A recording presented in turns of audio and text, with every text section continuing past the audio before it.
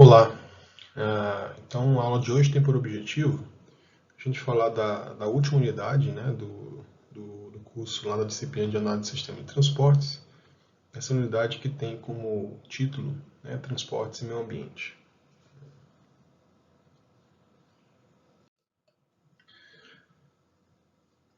É bom a gente relembrar, né, que como funciona, né, o sistema de transportes, né? O sistema de transportes, ele basicamente, dentro dele, né, a gente tem as vias, os terminais, os veículos, né, os fluxos de veículos, os passageiros. Bom, o que é input, o que é output desse sistema, né? Os inputs, que a gente também pode chamar de insumos, né, são pessoas, mercadorias, os veículos, né, solo, uso do solo, materiais, mão de obra e tal. O que sai, né, desse produto? O que é output desse sistema de transporte? Né? São as pessoas e mercadorias transportadas, que no final das contas é o objetivo do transporte, mas também a gente tem aí produtos que são indesejáveis, né? São os ruídos, fumaça, gás carbônico, poluição sonora, enfim, né? Então, o objetivo dessa unidade é a gente trazer alguns elementos aí que envolve como, lá no final, né, da aula, né, envolve como é que a gente pode estimar, né, esses produtos que são indesejáveis, o que a gente pode fazer para mitigar, né, esses produtos que são indesejáveis, né, e assim por diante, né.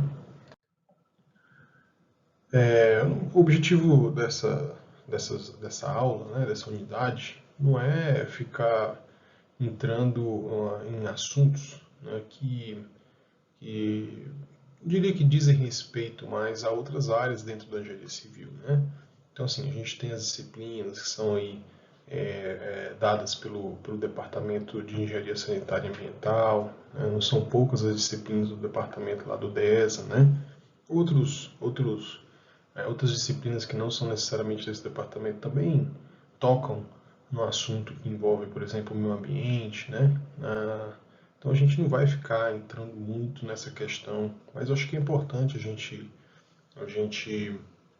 trazer alguns conceitos básicos para que isso nos dê suporte para a continuidade da aula e aí sim a gente chegue nas questões que envolvem, né, a engenharia de transportes, né? Então, o primeiro conceito que aparece aí na tela, né, é o conceito de meio ambiente, né, uma definição, né, que é o conjunto de elementos constituído por águas interiores ou costeiras, superficiais, subterrâneas, subsolo, flora, fauna, comunidades humanas e o mais importante que eu acho dessa definição, que é o interrelacionamento entre esses elementos, né? Então isso é uma definição aí formal, né, de meio ambiente. Tá? Avançando um pouquinho mais nessas definições, né, básicas e iniciais, a gente tem a definição aí de gestão ambiental, né, que é o quê? Tentativa de avaliar valores, limites de perturbações e alterações. Então veja só, isso aqui é uma coisa que a gente vai falar um pouquinho mais para frente, tá? Principalmente quando a gente falar aí de, de poluição sonora e também da poluição do ar, né? Então, avaliar, né, valores e limites dessas perturbações e alterações que, uma vez excedidos, resultam em recuperação demorada do meio ambiente, né, de modo a maximizar a recuperação desses recursos do ecossistema natural para o homem, segurando sua produtividade prolongada e de longo prazo. Essa gestão ambiental, portanto, ela é feita para que a gente possa ter, então, digamos assim, uma sustentabilidade aí, né, do serviço, né, da atividade de transportes, nesse caso específico, né, para as gerações seguintes. É um conceito que a gente também vai falar daqui a pouco. Né? Então, então aí temos um conceito agora, né, avançando um pouco mais, agora de poluição ambiental. Né? O que é poluição ambiental? Presença, lançamento, liberação nas águas, no ar, no solo, de toda e qualquer matéria ou energia, intensidade, qualidade, concentração, características em desacordo com padrões de emissão e padrões de qualidade que possam tornar águas, ar ou solo o que? impróprios, nocivos, ofensivos à saúde, inconvenientes ao bem-estar público, nocivos materiais à fauna e à flora, prejudiciais à segurança, ao gozo da propriedade e das atividades normais da comunidade, né? Então, quer dizer, veja que nós temos aqui vários elementos nessa definição que a gente vai trazer um pouquinho mais para frente, né? Como, por exemplo, os padrões de emissão, né? Padrão de qualidade, né? Quais são esses padrões? Quais são esses limites? A gente vai ter alguma coisa que envolve aí, né, a parte de transportes um pouquinho mais para frente, tá? Impacto ambiental, né? Definição: qualquer alteração das propriedades físicas, químicas e ou biológicas do meio ambiente, que é provocada direta ou indiretamente por atividades humanas, podendo afetar a saúde, a segurança, a qualidade dos recursos naturais, né? Lá na frente vocês vão ver que a gente vai tratar basicamente de poluição do ar e poluição sonora, né? Que são podemos dizer que são os principais impactos que nós temos, né? Relacionado com os transportes, mas obviamente não só tem esses dois, né? Vamos tratar de outros, de um pouquinho menos de profundidade, tá? Temos aqui alguns slides aqui, só para trazer, né, pincelar rapidamente sobre os tipos de impactos ambientais, né? Então nós temos aí os impactos decorrentes, né, da energia solar, né? A gente sabe que a energia solar é uma das mais limpas, mas mesmo sendo uma das mais limpas, você pode ver aí na figura abaixo, né, essas placas solares aí para poder gerar energia, né? Mas a gente não pode esquecer que tem impacto sim, né? Impacto da perda do habitat de reprodução, alimentação dos animais, né? Alteração dos padrões de movimentações dos animais, degradação da área afetada pela terraplanagem para a instalação dessas placas, né? Ruído e vibração devido à instalação, transporte dos equipamentos, né? A gente tem um impacto visual que é muito específico, né? Quer dizer, quando ele fala muito específico, né? Um tipo de impacto visual decorrente aí da reflexão da luz, né, do ofuscamento, né, e mesmo assim, não é necessariamente agradável a gente ver uma grande área com essas placas, mas enfim, a gente precisa gerar energia de alguma forma, né, e no final das contas a energia solar acaba sendo uma boa opção, sim, né? Energia hidráulica, né? Energia hidráulica é uma das que a gente mais utiliza aqui no Brasil, né? Mas temos impactos aí muito claros, né? Que é a inundação de extensas áreas de vegetação, né? Obviamente há uma perda natural do habitat natural de inúmeras espécies. Isso obviamente afeta também muitos moradores, né? Há uma perda social, histórica, cultural das cidades, né? Por mais que algumas políticas se preocupem bastante com essa perda social histórica das cidades que são inundadas, né? Nunca é difícil, né? Sempre a gente tem que levar em consideração que não é fácil, mesmo que você, por exemplo, construa uma nova cidade com todos as vias, né? Com todos os seus vizinhos sendo os mesmos, tentando manter exatamente a mesma estrutura que existia na cidade que foi alagada, sempre é um impacto na vida das pessoas, né? Então não tem jeito disso, a gente só pode mitigar, não pode eliminar esse impacto também decorrente da perda social, né, histórico-cultural das pessoas, né, das cidades. Há uma alteração no fluxo dos rios, claro, e com isso há uma modificação na piracema, né, no comportamento dos peixes, né, por causa do represamento da água aí, ao provocar então essas inundações e a construção das usinas hidrelétricas, né. A energia eólica, podemos dizer que ela também é uma boa alternativa, né? Nós temos um país aí, tem um litoral grande, né? Com bons ventos para poder produzir energia eólica, né? Mas de alguma forma a gente, como tudo, né? Há impactos, né? E os impactos decorrentes da energia eólica, podemos dizer que a perturbação causada pelo escoamento do vento entre a turbina e outra, né? Tem um ruído causado por turbinas de maior porte, né? Existe um impacto visual, né? A gente não pode dizer, de longe assim parece ser agradável, mas quando você chega próximo, não sei se já tiveram oportunidade, eles podem ver que com o tempo aquilo pode te incomodar, né? Aquele impacto visual, né? Daquelas usinas de energia eólica, enfim. Há uma mortalidade de aves importante aí, né? Principalmente se as usinas forem instaladas aí em regiões de rota de aves migratórias, né? Aí acaba tendo um aumento aí, né? Da, da, da quantidade de mortes, né? De aves, né? Temos aí interferência eletromagnética, né? Por causa das turbinas, né? Enfim, também acaba sendo uma interferência para quem mora próximo ali, né, dessas usinas. Né? Impacto ambiental decorrente do uso do petróleo, né? Quer dizer, de cara a gente pode pensar aí nos diversos modos de transporte, né? Que a maior parte deles aí usa combustível à base de petróleo, né? O modo rodoviário, o modo ferroviário, né? O modo aéreo, todos eles têm como base aí, né? O combustível derivado do petróleo, né? E quer dizer, é a fonte de energia mais usada pela humanidade, não é renovável e é altamente poluente, né? E as etapas de exploração do petróleo passam por pesquisa, por extração, por refinação, né?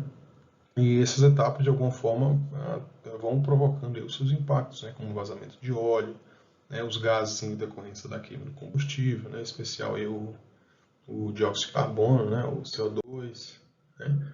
Tem outras fontes de energia aí que também tem seus impactos, né? Que é indispensável aí para poder tentar evitar, né? Pensar um pouquinho mais para frente, né? Com um olhar mais no futuro aí, né? Que pode envolver aí as ondas do mar, biomassa.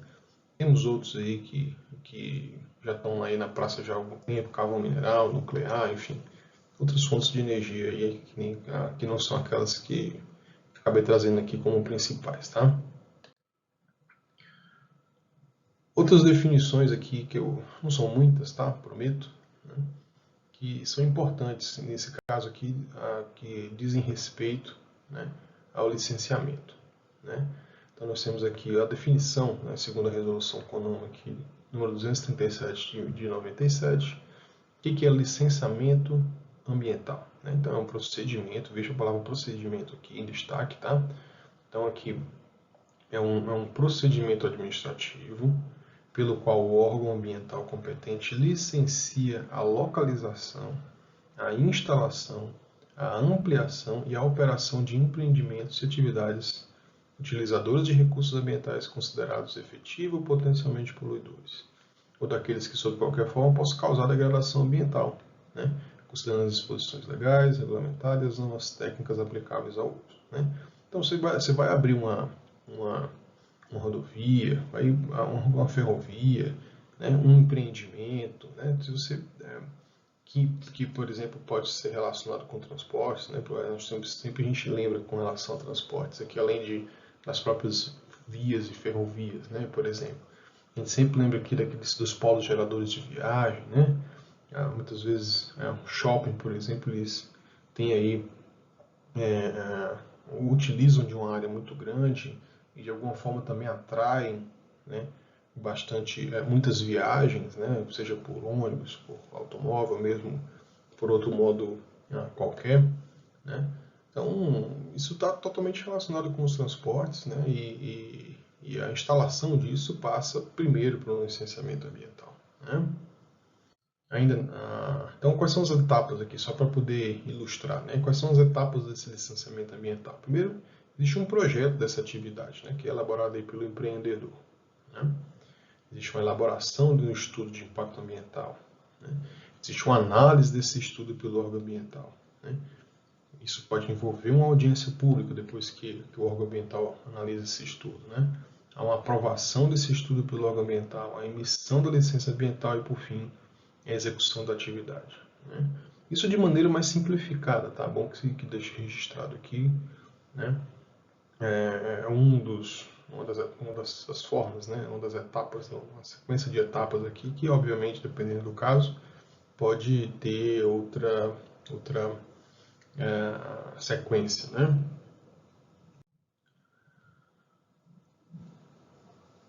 Bom, o que é licença ambiental? Diferente de licenciamento ambiental, licença ambiental é um ato administrativo, né? E veja só, também é uma definição que a gente traz aí da resolução do CONAMA 237 de 97, né? Então, licença ambiental é um ato administrativo pelo qual o órgão ambiental competente estabelece o quê? Condições, estabelece as restrições, medidas de controle ambiental que deverão ser obedecidas pelo empreendedor, né, pela pessoa física ou jurídica, para localizar, instalar, veja as etapas, localizar, instalar, ampliar e operar os empreendimentos ou atividades utilizadoras dos recursos ambientais consideradas efetivas ou potencialmente poluidoras, ou aqueles que, sob qualquer forma, possam causar degradação ambiental. Então, é uma definição bem parecida com licenciamento ambiental. Né? Nesse caso aqui, da licença ambiental, é um ato administrativo. É um conceito aí bem administrativo. Né? O que são estudos ambientais? Também é uma definição desses estudos. Tem uma lista desses estudos um pouquinho para frente, né, dos principais estudos, mas, via de regra, são todos e quaisquer estudos relativos aos aspectos ambientais, aí de novo, relacionados com a localização, instalação, operação e ampliação de uma atividade ou empreendimento. Né? Apresentado como subsídio para análise de licença requerida, com relatório ambiental, plano e projeto de controle ambiental, relatório ambiental preliminar, e aí vem uma sequência de outros, né, estudos, aí, diagnóstico, plano de manejo, plano de recuperação de áreas degradadas, enfim, análise preliminar de risco, né, e tal. Né, então, uma definição sobre os estudos ambientais. Né. E quais são os tipos de licença ambiental? Né? Temos aí 3 tipos, né, que o próprio nome já diz, né, já dá uma ideia, né, da definição, né, dessas licenças. Né? Temos aí a licença prévia. Né? Veja só, como o próprio nome já diz, fase preliminar do planejamento de um empreendimento ou atividade. Né?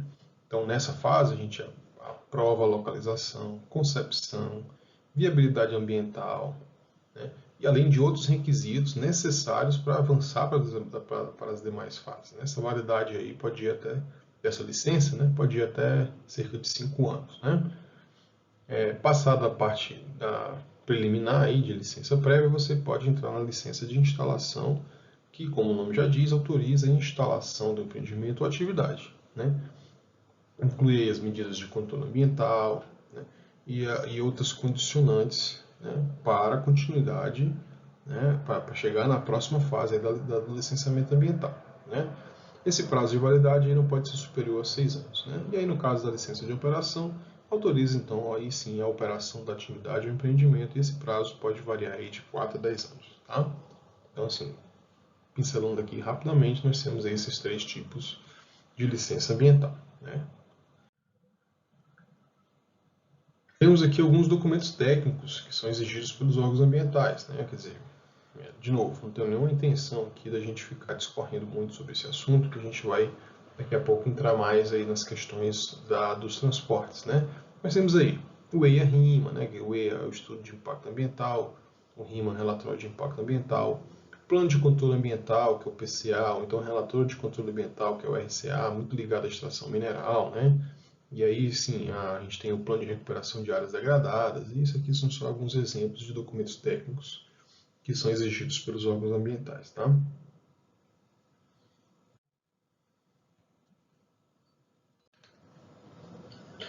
Então, a gente cai aqui numa discussão, né, que é a discussão sobre desenvolvimento sustentável, depois que a gente passou aí por esses primeiros slides, que envolve aí algumas definições, né, mais básicas, que envolve a questão do meio ambiente, né, e a gente cai aqui também numa discussão que é bem em voga e bem até na moda, né, que é a questão do desenvolvimento sustentável, que é bastante importante. Né.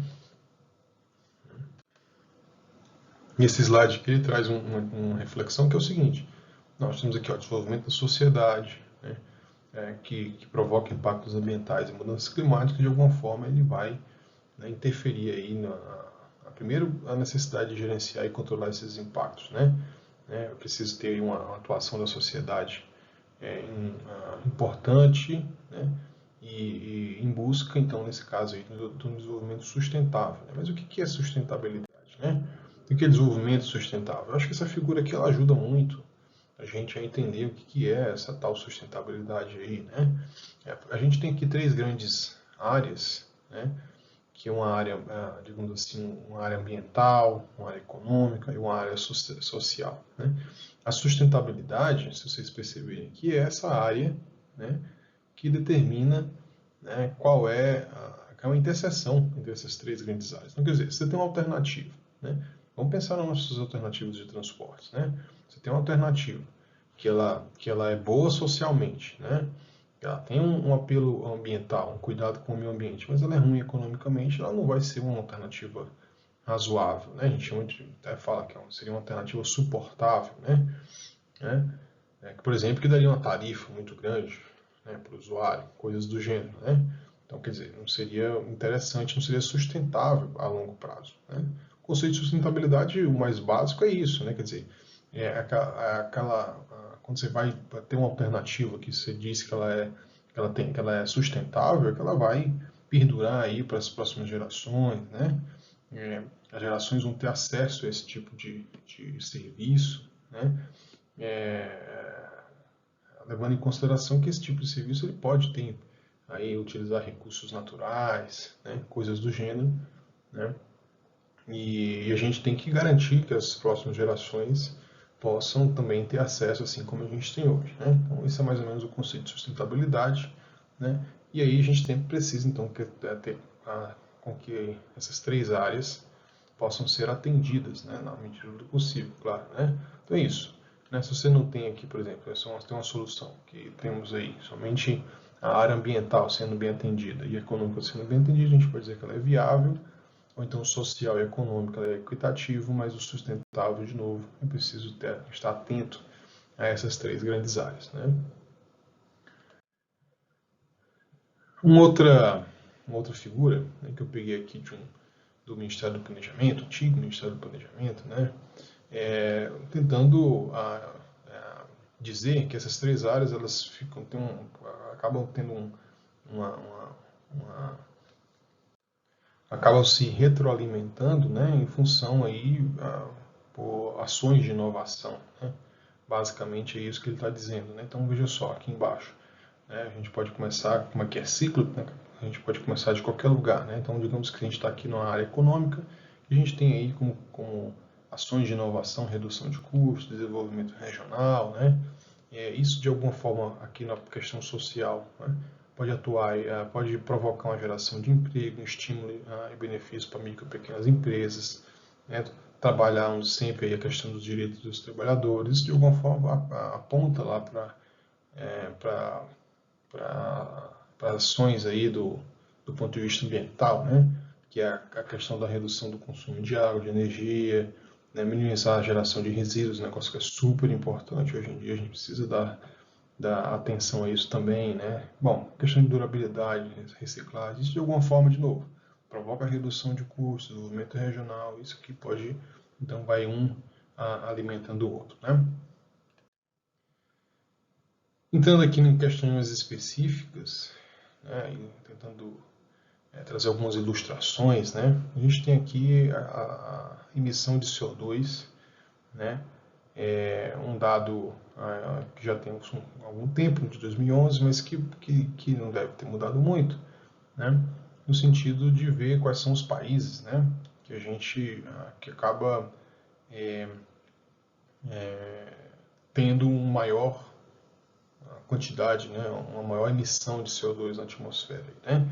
Então a gente vê que os países mais ricos, né, principalmente da Europa, dos Estados Unidos, também alguns aqui, né, pelo menos em função dessa escala que está sendo apresentada, mostra que os países mais pobres, obviamente, emitem menos CO2. Né? Mas aqui nós temos aqui um lembrete que essa escala que foi escolhida aqui pode não indicar grandes desigualdades. Né? Então aqui nós temos um outro exemplo. Né? E aí, nessa figura, o tamanho dos países é proporcional à quantidade de emissões de CO2 já no ano de 2013, 2 anos depois daquela outra figura, mas que mostra que diferente daquela figura, aí é mais evidente, né? Que em termos absolutos, aí a gente ver, né, que os países aí dos Estados Unidos, né, da América do Norte e também da Europa, né, eles emitem mais CO2 do que os países aí da América do Sul, da África e alguma coisa da Ásia também. Né? Então é preciso ficar atento sempre a essa questão da escala, isso que a gente quer trazer. Né? Falando do Brasil, né, temos aqui alguns dados. Lógico, esses dados aí eles podem o tempo todo, né, mesmo para o mesmo ano, né, dependendo da metodologia, né, que você emprega na obtenção dessas informações, esses números podem mudar, mas aqui a gente pode ter pelo menos uma ideia, uma ordem de grandeza, como é que funciona essa emissão aqui de CO2, né? A gente está falando especificamente agora da emissão de CO2, né? A gente pode ver que a parte de transportes, né, tem aqui, ó, aqui na parte mais da direita, que é a queima de combustível no subsetor de transporte, é responsável por 9%, né, da emissão de CO2. Né, e aí, a gente tem aí queima de combustível em outros setores, né, como o setor industrial, energético, né, outros processos industriais, enfim. Né, tendo aqui como maior parcela a mudança no uso de terra e florestas, né, que aí em torno de 75% das emissões, né, de CO2 no Brasil. Né. Vamos ser mais específico um pouquinho e falar somente dos modos de transporte. Né. Veja que o modo rodoviário, 88%, é responsável pelas emissões de CO2, né, nos transportes brasileiros, né, no sistema de transporte brasileiro. Né. Veja que nós temos aí o modo aéreo responsável por 7%, né, quer dizer, queima muito combustível o setor aéreo, mas aí, obviamente, a quantidade de aeronaves é bem menor, né? Então, por isso que não tem uma participação, apesar de ser o segundo colocado, assim, também não chega muito próximo do modo rodoviário, que vocês devem saber aí de outros carnavais, desde o princípio da disciplina a gente vem falando que o modo rodoviário, claro, é aquele modo mais que é mais importante na nossa matéria de transporte brasileira, que é uma condição histórica, então, enfim, não vamos entrar nesse assunto agora. Né? Mas veja que o modo ferroviário é apenas 1%, o marítimo 4%. Né? Então, veja que o modo rodoviário aqui tem uma parcela muito expressiva. Né? Falando do modo rodoviário, né, podemos dissecar um pouquinho mais. Veja que os veículos leves responsáveis então por emissão de 39% do CO2, caminhões 44%, caminhões leves a diesel 10% e ônibus 7%. Então veja que a gente também aí tem uma zona de distribuição um pouquinho mais equitativa aqui, né, em relação a caminhões, ônibus e os veículos leves. Né. Temos um outro gráfico aqui, não sei se vocês conseguem perceber. Né.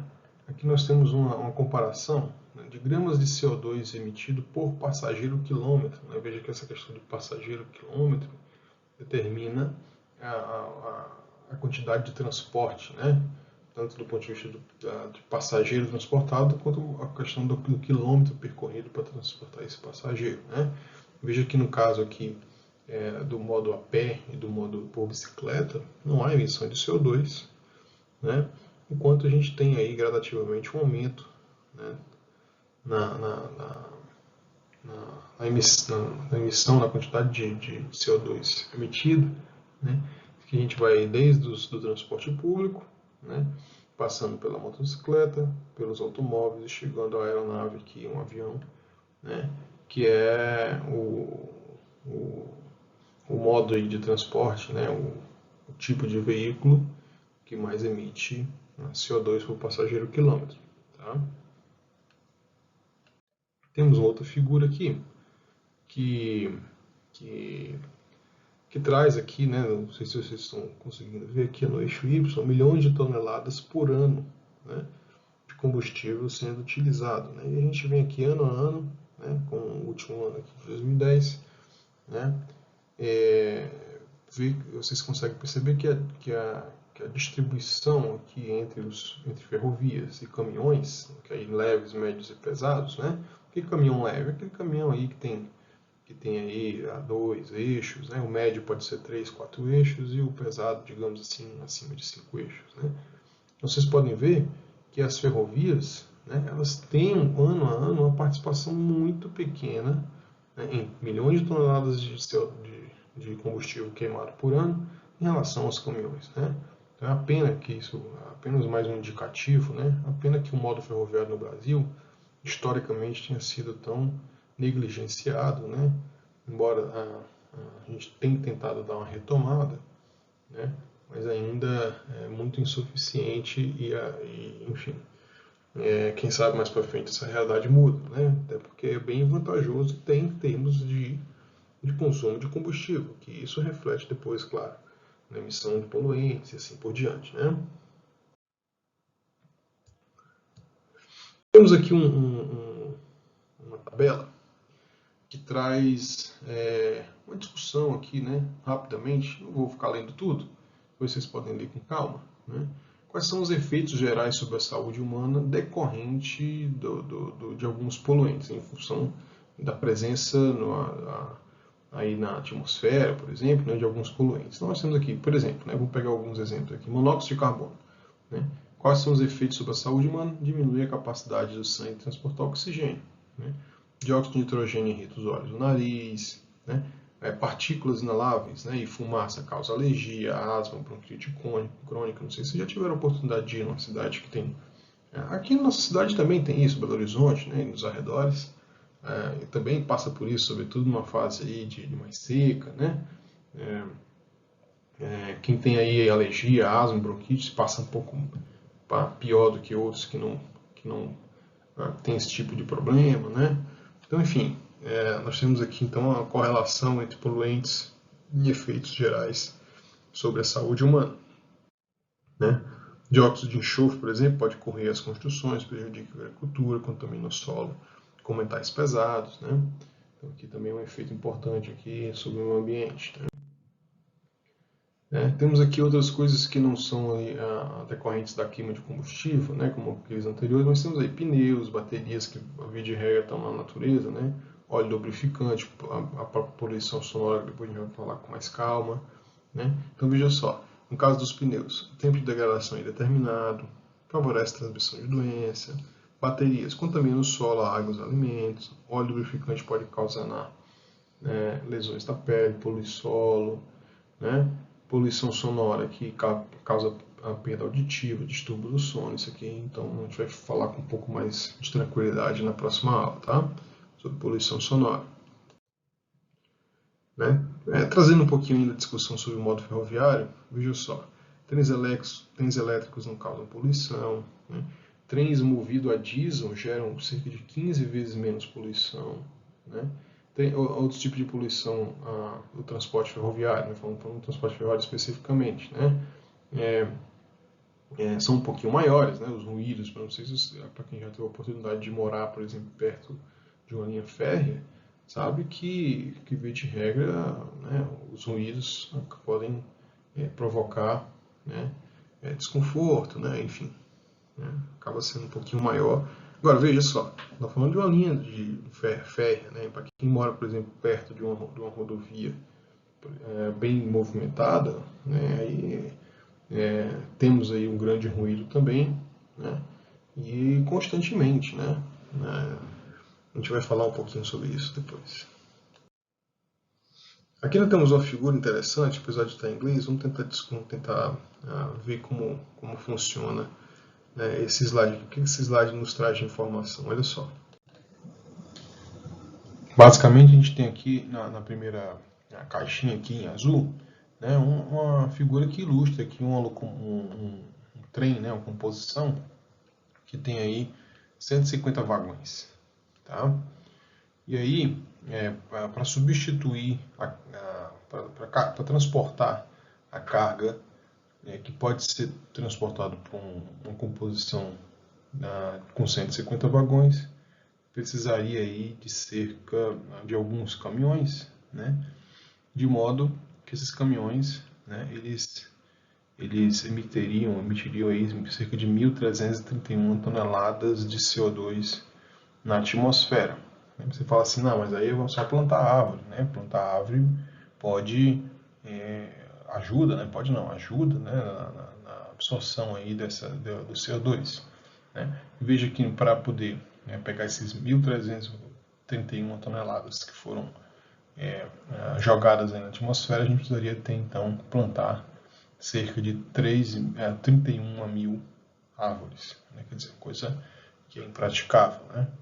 Se a gente quisesse fazer, então, essa correlação de quantas árvores seriam necessárias para poder absorver toda essa quantidade, né, de CO2, né, emitido aí numa determinada rota, que é dita aqui de Oakland, aqui na Califórnia, para Baltimore, né, enfim. Tá? Então é uma discussão interessante, né, que a gente precisa fazer sempre. Tá? Bom, a gente entra aqui num assunto, que vai ser o último assunto de hoje, né, que diz respeito à questão da qualidade do ar. Né? Então, assim, dos impactos relacionados com a emissão, né, de poluentes no ar. Né? Então, assim, é fato que a questão da poluição do ar ocorre mais em locais onde tem uma maior densidade populacional, né? Como é o caso, por exemplo, das vias urbanas, né? Que há vários estudos aí que correlacionam problemas respiratórios, né, com a poluição do ar. Né? Vale a pena a gente chamar a atenção como que funciona, né, essa questão da queima do combustível, né? Então, assim, vocês devem, vale a pena pesquisar um pouco, né, sobre como funciona um motor a combustão. Né? Então, o motor a combustão, ele precisa de uma mistura gasosa, né, que é uma mistura que nesse caso é uma mistura de ar mais combustível, e dentro desse motor, né, há então uma centelha, né, que provoca uma explosão dentro desse motor, né, que faz com que os pistões aí, né, se movimentem, os pistões do motor, né, essa energia provocada aí pela queima, né, e consequentemente pela movimentação dos pistões, eles chegam aí de alguma forma às rodas do veículo. Né? Agora, claro, dentro desse motor há então, né, uma emissão, né, de poluentes aí que pode ser CO2, né, e vários outros tipos, material particulado, né, mas vários outros tipos de poluentes, né, em função dessa queima, né, do combustível dentro do motor, certo? Acho que faz sentido a gente fazer um pequeno histórico aí, né, de alguns marcos aí envolvendo a análise de impactos ambientais. Né? Falando dos Estados Unidos, temos aí uma lei primeiramente promulgada em 1955 pelo Congresso americano. Né? Em 63, um outro marco aí, né, na tentativa de chamar a atenção, né, sobre a importância de tentar manter o ar um pouco mais limpo, né, certo? Então, quer dizer, esse ato aí do ar limpo de 63 dos Estados Unidos reconhecia a contribuição da urbanização, desenvolvimento industrial e aumento dos veículos na poluição atmosférica e solicitava que as empresas produtoras buscassem uma redução nesses níveis de poluição. Então, veja só, hoje o que parece ser muito, quer dizer, entre aspas, para alguns não é, né? Mas para muitos me parece uma coisa natural, essa necessidade, essa busca por poluir menos. Basta ver como é que foi a evolução dos automóveis. Né? Os automóveis antigamente poluíam muito mais, hoje em dia poluem muito menos, e mesmo assim, em termos, se a gente for juntar a quantidade de veículos que a gente tem aí nas nossas vias, ainda dá bastante coisa, né? Assim, nós temos ainda muita poluição provocada pelos automóveis, mas antigamente um automóvel, né, poluía muito mais do que se polui hoje. Tá? Eu não quero dizer que hoje é pouco, não, mas antigamente era mais. Né? E aí vem, 65 nós temos aí um ato similar, em 70 mais um. Né? O fato é que esses atos, essas discussões produziram, né, uma coisa que se usa aqui também no Brasil, né, padrões. O que é o padrão? Qual que é o máximo admissível? Nós temos aí os que a gente chama de padrões primários, fornece padrões de saúde para a população, né, e aí nesse caso inclui asmático, criança, etc. E padrões secundários, que aí são os padrões para a população em geral, né, que não são aqueles mais de risco, né, inclusive contra a perda de visibilidade, prejuízo a animais, vegetação e construções. Então, foge somente da população, já trata aí de vegetação, construções e outras coisas, né? Aqui nós temos aqui uma tabela de 2011 que fala mais ou menos como é que é a questão da amostragem, da obtenção de uma amostra, né? E qual é a concentração máxima, né? E como é que funciona a observação dessas concentrações periodicamente. Então, nesse caso aqui, vamos pegar um exemplo só, monóxido de carbono, né? Que tipo de padrão a gente vai utilizar? Um padrão primário, que é aquele que a gente já falou no anterior, né? Qual o tempo de amostragem? Pode ser de 8 horas, como pode ser de 1 hora. Se for de 8 horas, a concentração não pode passar de 9 partes por milhão. Se for de 1 hora, 35 partes por milhão.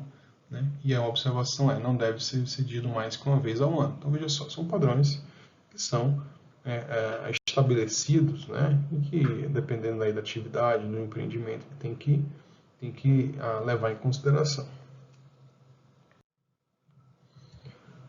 Aqui no Brasil a gente também tem coisa parecida, né? Aqui nós temos os poluentes na primeira coluna, na segunda coluna nós temos aí o tempo médio com relação à amostragem, qual é o padrão primário, qual é o padrão secundário. Veja aqui nós estamos falando de microgramas por metro cúbico, né? No slide anterior a gente está falando de partes por milhão, enfim, determina aí mais ou menos a concentração, né? Nós temos aqui uma outra tabela, né, que mostra como foi essa evolução aí, né, nessa questão dos limites para veículos pesados, né? Veja que em anos aí de 89 a 93, os limites estabelecidos aí para emissão, né, de monóxido de carbono eram em torno de 14 gramas por quilowatt-hora, né? Hidrocarboneto 3,5. Veja que isso foi avançando, né? Isso para emissões de veículos pesados a diesel, tá? Isso foi avançando de modo que hoje a gente não admite mais do que 1,5. Veja que antes era 14. Façam as contas aí quantas vezes mais era cerca aí de 20, 30 anos, né? Eu vejo que isso mudou muito, né? E é bom que seja assim, né? Isso basicamente ocorreu para todos eles, né? E aí a gente tem aí um movimento, principalmente europeu, né? Para que os tipos de veículos evoluam a ponto de não ter caminhão, por exemplo, a diesel, que os veículos passem a ser elétricos e assim por diante, né? Coisas que acho que num futuro bem próximo a gente talvez no Brasil também, a gente tenha um pouquinho mais de acesso, né? Por exemplo, a carro elétrico, né? Com motor elétrico, enfim, né? Acho que o caminho é esse. Com relação aos níveis de emissão, para os veículos, geralmente esses níveis máximos de emissão expressam em gramas por veículo quilômetro de viagem, né? Obviamente, esses níveis de emissão, né, eles são correlacionados aí com o tipo e a idade do veículo, né, como a gente já tinha falado antes, né? Então, tem veículo que acaba emitindo mais, né? Mesmo sendo um veículo relativamente novo, ele acaba emitindo mais e tem uns padrões de controle, claro, né? Depende também da temperatura ambiente, né? Depende da altitude, né? Depende do ciclo de operação, né? Então, se você mora perto do trabalho, por exemplo, né? E você tem um tempo, acaba usando marcha um pouco mais baixa, né? Durante muito tempo, né? Fica parando e andando também durante muito tempo, provoca muitas mudanças de velocidade dentro do seu trajeto, às vezes mudança de velocidade muito alta, depois muito baixa, enfim. Isso vai, de alguma forma, esses fatores influenciam na quantidade, né, de emissão que você, né, joga na atmosfera aí, certo? Veja que nós temos aqui uma observação: frações de monóxido de carbono e hidrocarboneto emitidos durante a partida frio. Quer dizer, mesmo na partida frio, a gente tem também um pouco de emissão aí de poluentes, né? E o interessante a gente trazer aqui que como funciona, né, a emissão de determinado poluente em função da velocidade do veículo, né? No caso do monóxido de carbono, a gente tem mais ou menos esse formato aqui: à medida que a velocidade baixa, né, desculpa, a velocidade aumenta, os níveis de emissão de monóxido de carbono diminuem, enquanto o dióxido de carboneto também é muito similar até certo ponto, né, que aí quando a gente atinge o mínimo, depois, ainda com o aumento da velocidade, esse nível de emissão volta a subir. Tá? No caso do dióxido de nitrogênio, então a gente também tem um outro padrão, que é quando a velocidade aumenta, né, os níveis de emissão também aumentam. Né? Então, assim, é importante dizer que essa forma geral das emissões ela é tão interessante, hoje em dia tão importante, que a gente tenta inserir esses modelos, por exemplo, em simulador de tráfego, né? Então, são softwares, né, que a gente utiliza aí, né? É bem comum, né, se encontrar esses softwares aí, por exemplo, em concessionárias, em órgãos públicos, né, em empresas de consultoria, né, que esses softwares eles trazem esses modelos de emissão de poluentes. E para que trazem? Né? Eles trazem porque isso pode ser um dado, né, um resultado da simulação que pode influenciar na escolha das melhores alternativas. Por que não? Né? Por que a gente não pode escolher uma alternativa, né, dentre várias aí, para ser implantado dentro do sistema de transportes, né, de modo que leve-se em consideração, não estou falando como peso único, né, mas tem um certo peso na decisão de qual é a melhor solução, e por isso que os modelos são aí embutidos dentro dos simuladores. Muitos dos simuladores não são nem brasileiros, né, a maioria são estrangeiros, aí, americanos, né, europeus, enfim. Né. Então, assim, isso já dá um indicativo da importância que tem, né, esse tipo de assunto hoje em dia. Né. Temos um outro modelo, sim, um modelo antigo, mas não tem nenhuma pretensão de dizer que esse é o modelo melhor ou pior. É só um exemplo. Tá? Aqui um exemplo de como funciona. Né? Nesse caso aí, nós temos aqui no eixo Y, né, gramas por veículo, milha de monóxido de carbono sendo emitido na atmosfera a uma altitude baixa, que seria algo em torno de 4.000 pés ou menor. Né? E aí nós temos aqui várias curvas. Né? E essa taxa de emissão de monóxido de carbono ela aqui com variável, né, variável explicativa, nós temos aqui a velocidade dos veículos, né, e também várias curvas que nesse caso é em função, né, da temperatura, né, do ambiente. Né, 0 graus Fahrenheit, 20, 40, até chegar a mais baixa aqui, que é 80 graus Fahrenheit. Tá? Aqui é um modelo de 80, obviamente existem modelos mais recentes, né, mas o formato é mais ou menos esse, tá? Não muda muito. Tá? Temos um exercício aqui que fala o seguinte: de acordo com o estudo de crescimento de demanda, espera-se para uma rodovia de 6,4 km, que é de 4 milhas, né, uma demanda de 3.500 veículos durante um período de pico que dura 2 horas. Né? Sendo que nesse percurso aí de 4 milhas, o tempo de viagem médio é de 16 minutos. Né? Então, aplicar o modelo de Rawls de 80, que é aquele gráfico do slide anterior, para estimar a quantidade total de emissão de monóxido de carbono durante um período de pico, que são essas 2 horas, na rodovia, para um dia típico de outono, que é 16 graus Celsius, que é igual a 60 graus Fahrenheit. Tá? Então, veja só. Então, a primeira coisa que a gente tem que fazer, o que é? Calcular a velocidade. Né? Então, a velocidade aqui é 4 milhas, né, sobre 16 minutos, que a gente divide por 60, para poder transformar em hora. Né? Então, nós temos aí uma velocidade média, que é de 15 milhas por hora. Se nós voltarmos aqui na figura, né, vocês vão ver naqueles gráficos indo passando, né, pelo gráfico de 60 graus Fahrenheit, que é o gráfico que a gente tem que usar, né, que é a temperatura, né, do ar, né, ambiente aí, dado no problema, a gente vai ver que a taxa de emissão é de 74 gramas por veículo milha. Né? Então, com essa informação, o que a gente tem que buscar? A quantidade de veículos milha, né? Que é a quantidade de transporte, para poder a gente fazer uma regra de 3 aí, de saber quantas gramas de monóxido de carbono é emitido, né, durante 2 horas. Né? Então, nós temos o que aqui? Nós temos um conceito que chama de quantidade de transporte, que é 3.500 veículos por hora, né, vezes 2 horas, certo? Vezes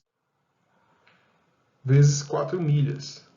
Né? Então, a gente tem aí então, um total de 28.000 veículos milha, que é a nossa quantidade de transporte. Com esse número, a gente traz aquela taxa de 74 gramas por veículo milha, multiplica então por 28.000, que é esse dado que a gente acabou de pegar aqui, então a gente chega a um total de 2.072.000 gramas de CO2, que é igual a cerca de 2 toneladas aí de monóxido de carbono emitido somente durante o horário de pico nessa rodovia. Tá?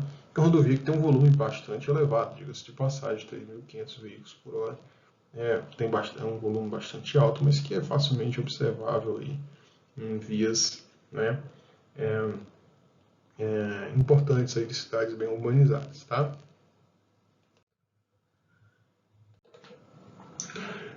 Temos uma outra tabela aqui que traz aqui quais são os níveis, né, de emissão, né, as faixas de emissão de acordo com o modo de transporte, rodoviário, ferroviário, aquaviário, e com o tipo de combustível. Né? Então a taxa aqui de emissão, por exemplo, para caminhões a diesel, e para ônibus a diesel também, em torno de 2,6, né, quilogramas por litro. E aí nós temos outras, né, por exemplo, material particulado aqui, né, que é dado em gramas por quilômetro. Então veja que nós temos aqui também, é importante chamar atenção a isso também, né? Também que é a questão da unidade, tá? Quilômetro por litro, aqui, quilograma por litro, grama por quilômetro, e assim por diante, né?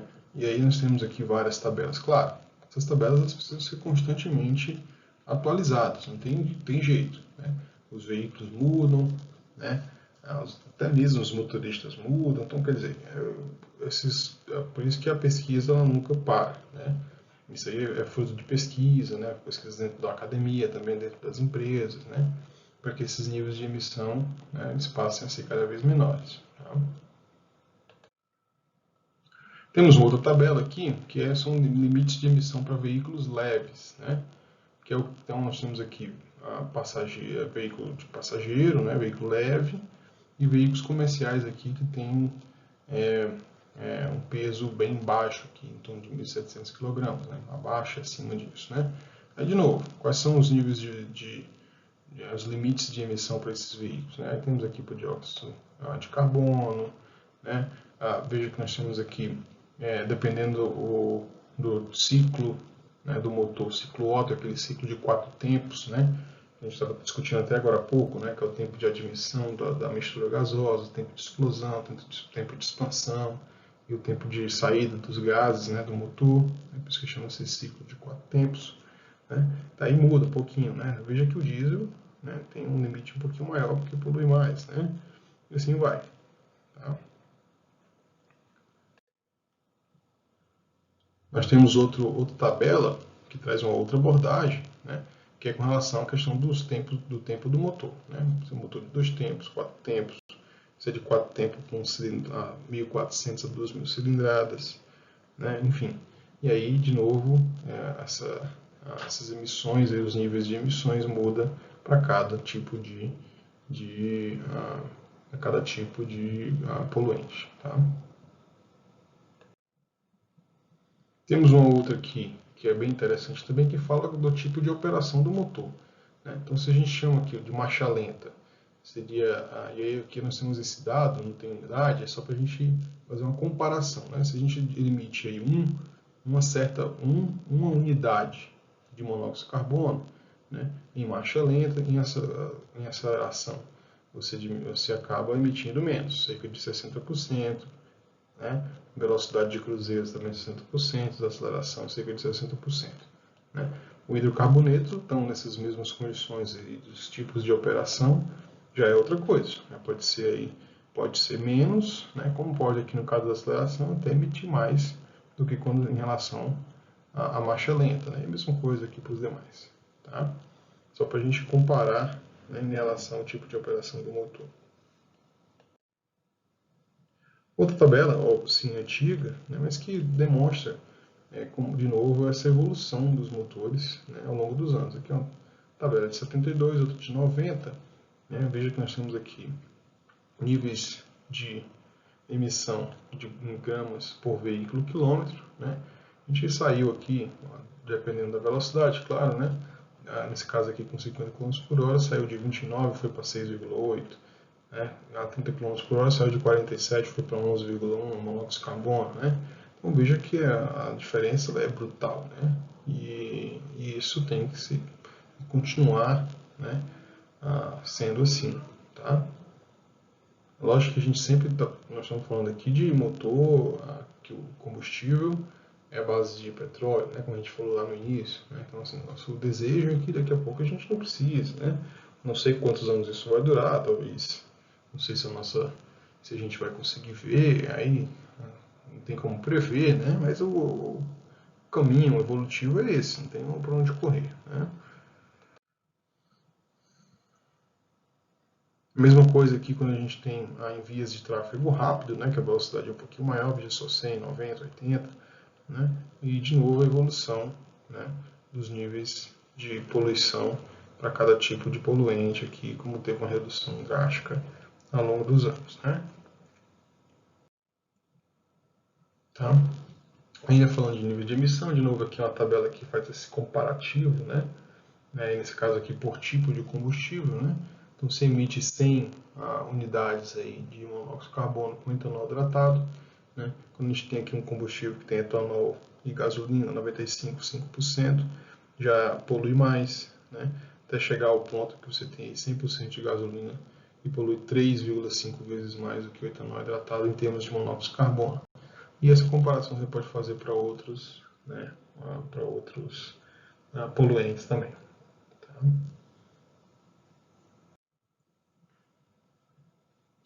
Outra tabela, também ilustrativa aí, do óleo diesel versus a gasolina, né, que a gente pode ver como é que funciona. E a gente pode ver aqui que tem até uma explicação aqui embaixo, né, que o óleo diesel acaba poluindo mais, né, quer dizer, e consequentemente a gasolina menos. Né, então os hidrocarbonetos que compõem a gasolina são mais leves do que aqueles que compõem o óleo diesel, e com isso a gasolina se torna menos poluente do que o diesel. E aí tem uma tabela que também traz essa ilustração para vocês. Tá? Muito bem. Temos aí, mostramos alguns dados, né, algumas tabelas. Né, e aí, ainda falando sobre qualidade do ar, poluição atmosférica, né, o que, nesse caso, falando de dispersão dessa poluição do ar, o que determina a dispersão da poluição do ar? Né? Nesse caso, define a concentração de poluentes na atmosfera, né, e é afetado pelo quê? Pela intensidade da emissão, quer dizer, quem está emitindo esse poluente? Né? Claro, por exemplo, uma fábrica, né, emite mais, né, uma queimada, né, uma coisa, umas coisas assim, né, obviamente isso não afeta a dispersão da poluição, né, naquele local. Né? Mas o relevo também, porque aí nós temos questões aí de turbulência, como é que essa poluição ela se propaga, né? Condições meteorológicas, claro, né? Dependendo da temperatura, né? A Belo Horizonte, em torno aí, nessa região aqui nossa, né? Passou por problemas recentes, né? Com muita seca, muita queimada, né? Então, a gente pôde ver de perto, né, essas condições meteorológicas também, obviamente, afetando aí, né, a questão da poluição do ar. Né? Temos aqui um exercício, né, que indica, né, como que poderia ser feito, né, uma comparação de soluções e alternativas, né, tendo como foco aí a análise das emissões de poluentes de cada uma das alternativas. Tá? Vamos à leitura do exercício. Tá? Uma via expressa tem 10 km de extensão e possui 3 faixas e um único sentido. Tá? Por sentido, então 3 faixas por sentido, beleza. Na verdade nem tem dois sentidos, segundo o enunciado aqui, é um sentido só mesmo, com 3 faixas. Cada faixa trafega 2.100 veículos, nesse caso automóveis, por hora. Né? Em cada automóvel viajam em média 1,5 pessoas. Né? O tráfego de automóveis que consomem gasolina acarreta a emissão de poluentes atmosféricos, conforme apresentado na tabela a seguir. Daqui a pouco eu mostro para vocês a tabela. E por isso, no sentido de minimizar a emissão de poluentes atmosféricos, autoridades de uma cidade resolveram utilizar uma das faixas da via expressa para implantar um sistema de ônibus com via exclusiva. Certo? Então, tinha 3, uma delas agora vai passar a ser, pelo menos é uma alternativa, né, que está se pensando, né, para colocar somente ônibus. Com isso, espera-se que uma redução do tráfego de automóveis proporcional à redução do número de faixas disponível para o seu tráfego. Então, está dizendo o seguinte, uma dessas faixas que vai ser colocada para ônibus, né, os motoristas, os usuários, né, quer dizer, sim, os motoristas daqueles veículos migrariam, né, para o transporte público. Né, no campo da hipótese. Considera-se que todas as pessoas que utilizavam automóveis não deixaram de trafegar na via e passaram a utilizar ônibus. Enfim, como é que eu tinha dito. Nesse regime de operação, espera-se que um ônibus que utiliza óleo diesel transporte 60 passageiros. Né? Qual a variação esperada da emissão de poluentes atmosféricos por tipo de poluente, com a implantação da faixa exclusiva de ônibus? Né? Então, o que vai acontecer com cada tipo de poluente? Né? Então, os dados estão aí. Via expressa 10 km, cada faixa 2.100 automóveis por hora, que viaja cada automóvel 1,5 pessoas, o ônibus transporta 60 pessoas, e aí como outro dado que a gente tem aqui, a gente tem a tabela, né, com os fatores de emissão por tipo de poluente. Né? Então nós temos aqui dióxido de carbono, né, e para todos os outros aqui a gente tem, né, o fator de emissão, né, que é dado em grama por quilômetro, vocês estão vendo aqui, ó, dependendo se você tem o automóvel ou se você tem o ônibus. Tá? Então, a gente tem aqui alguns slides que mostram o que a gente tem que fazer. Né? Olha só. A gente definiu aqui que a gente chamou de etapa 1, né?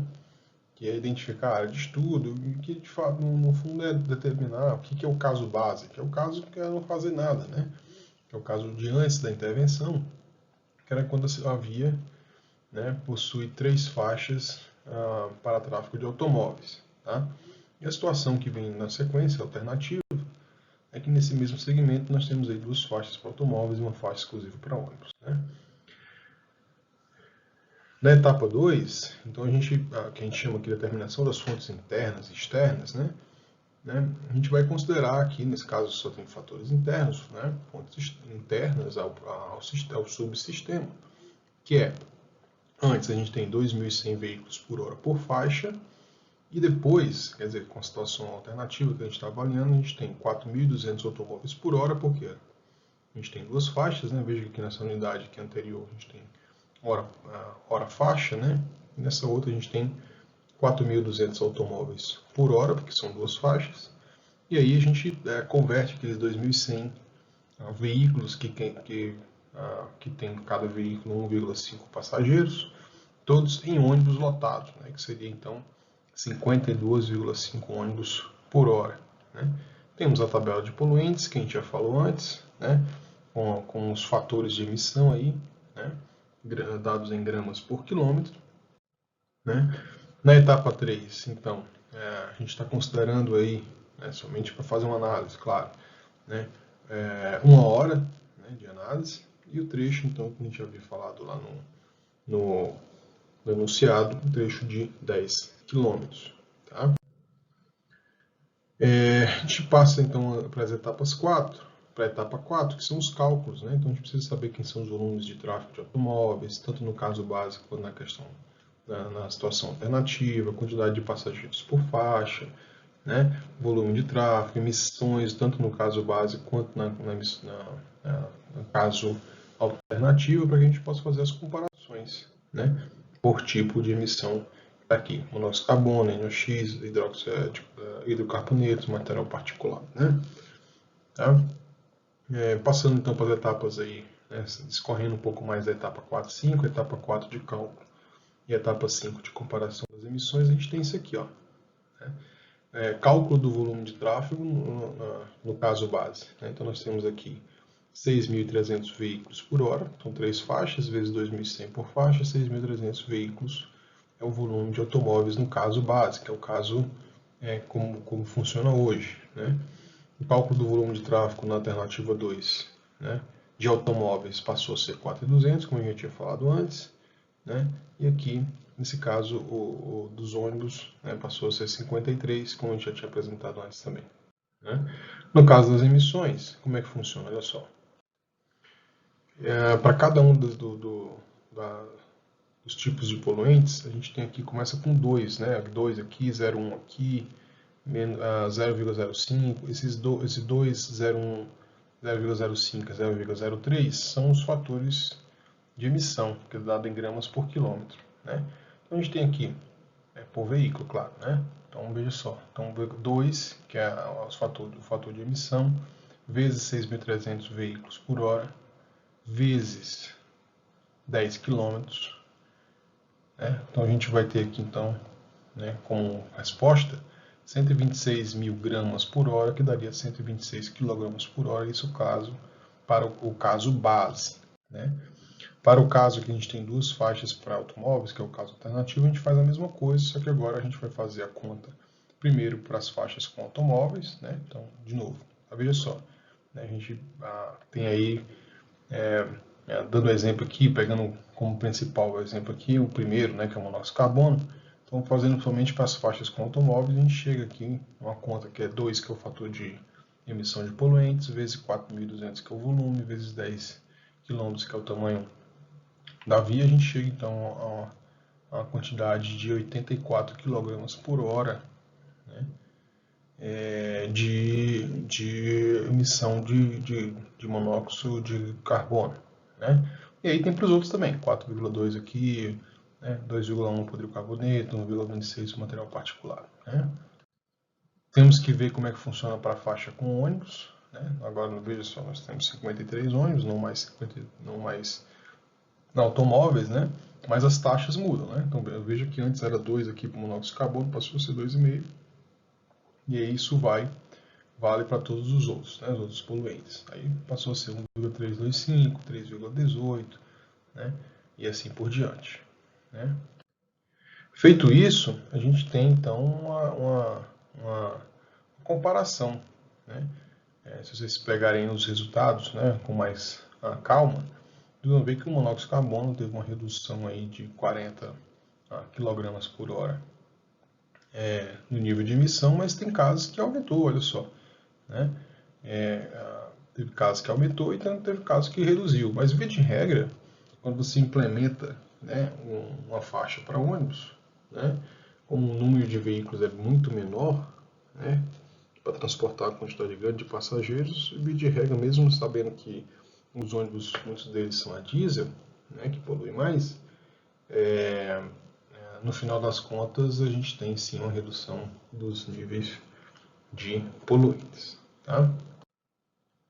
E aí, se a gente olhar na literatura, a gente vai ver aí muitos casos, né, muitos modelos empíricos. Né? O que é um modelo empírico? São modelos que são coletados os dados, e aí você tenta encontrar quais são as variáveis explicativas, né, as variáveis independentes que de alguma forma explicam o fenômeno. Né? Nesse caso aqui, desse modelo multilinear, muito provavelmente, a gente tem aqui como variável dependente esse F, que é a concentração média de fumaça em um dado período, dado em micrograma por metro cúbico, né? E que a gente tem aqui, temos aqui em função, né, como variável explicativa, fluxo de caminhões pesados, fluxo de ônibus, fluxo de caminhões leves, né, até mesmo a velocidade média do vento influencia nessa concentração média de fumaça num dado período. Né? Então veja só, nós estamos falando aqui de um modelo que obviamente representa muito os dados onde eles foram coletados, que aí é preciso saber se dá para replicar, né, em outras situações ou não, né? Temos um outro aqui para monóxido de carbono, né? Que aí o monóxido de carbono, a concentração dada em partes por milhão, que é a função de um fluxo direcional, né? Obviamente de uma via de tráfego rodoviário, né? A velocidade média dos veículos, né, de um sentido, no caso o sentido mais próximo que você se encontra na coleta da informação, né? E a velocidade média do vento também influencia bastante também. É uma das variáveis explicativas. Tá? Então é isso. Então acho que hoje a gente teve como objetivo chegar até esse ponto aqui, em que tratamos de alguns modelos, de algumas formas de obtenção, né, de cálculo, né, dos níveis de emissão, né, de poluente do ar. E aí, para a próxima aula, a gente vai ter aqui começa, né, tratando aí da poluição sonora, e o objetivo, no final das contas, é falar, na próxima aula, né, falar um pouquinho da poluição sonora, de outros tipos de poluição, e quem sabe até falar um pouquinho também, né, tentando dar mais um enfoque por modo de transporte, né? Nesse caso, o modo rodoviário, o modo aéreo, o modo ferroviário, né? Principalmente esses três, tá? No mais é isso, eu agradeço a todos.